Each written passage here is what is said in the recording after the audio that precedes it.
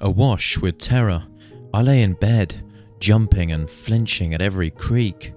The old country house had always made such noises at night. The beams would creak, the windows would knock, and the wind would howl down the fireplace.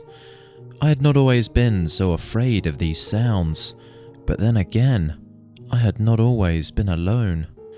My husband and I moved to this village 5 years ago. We had just married, and the house was just right for us. I admit it was a bit weather-worn, but my husband Paul could afford it, and there was a job available as the village postmaster. He bought the house, took the job, and we were happy. Oh, so happy here. The wind could scream bloody murder, and the house itself could shake. But with Paul here, I feared nothing. That, though, was before the war, before enlistment, before our men were sent to fight, fester, and die in those god-awful trenches in France. So I lay alone on a cold, windy night, both scared of the unearthly things that could be upon me in this unsettled house, and scared of all the too earthly dangers facing my husband far across the channel. Context. It is a strange thing. Some things within a certain context can be dull and boring, warranting no thought or attention, though in a different context, the same thing, noise, in this case, can be terrifying. The noise I heard that night would be, in the right context, so very dull, but in bed alone, in my old house, this sound scared me to my very bones. Someone had just unlocked the front door and was walking towards the stairs. I lost feeling in my feet. My hands tingled with pins and needles, and my mouth went deathly dry as I listened to the heavy boots trudge across the floorboards, approaching the stairs. My stomach churned as if it was attempting to physically expel this newly tangible, poisonous fear from my body. I did not have the time to react further as the boots hurried up the stairs and a hand came around my bedroom door. I was at the point of passing out as the man's face appeared. How soon and how much everything changed in an instant. I yelled and cried at him as I jumped into his arms. "Paul, you're home!" We both sat on the bed in tears as he struggled to find his words to explain his return. He explained all about the shelling they came under, his time in the army hospital with Reg, who happened to be both my neighbour and my best friend Meg's husband. Paul explained the shrapnel in his arms and back, his discharge from service, and how Reg should soon be discharged as well. Soon thereafter, he retired to bed without so much as a bite to eat. I suspected he was merely exhausted. I slept soundly that night. Paul was up and dressed when I woke the next morning. He said he had no time for breakfast as he was off to the post office to resume his duties as postmaster. I found this unusual.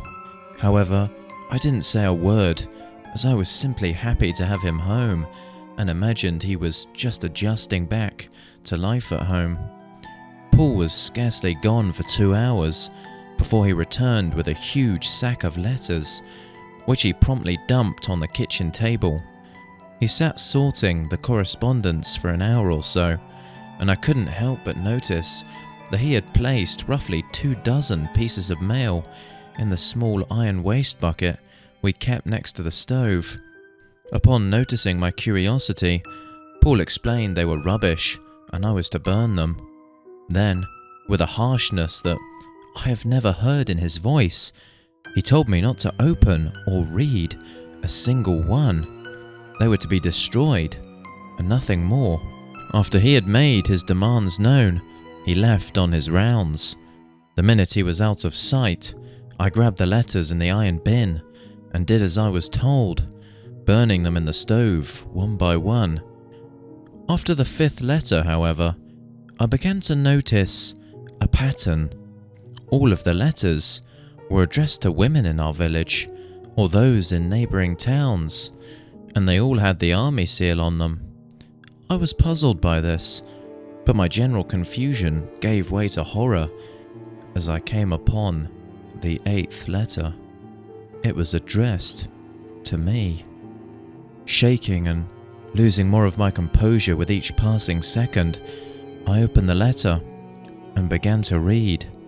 It was an official letter to me, offering condolences and informing me that Paul, along with his company, had been killed in action.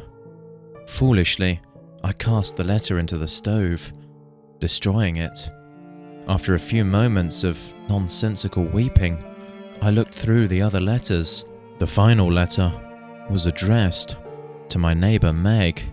Paul came home later that evening. For the 2nd night in a row, he refused to eat. At that moment, I began to realise that not only had I not seen him eat or drink since he had been home, but I had not seen him sleep either.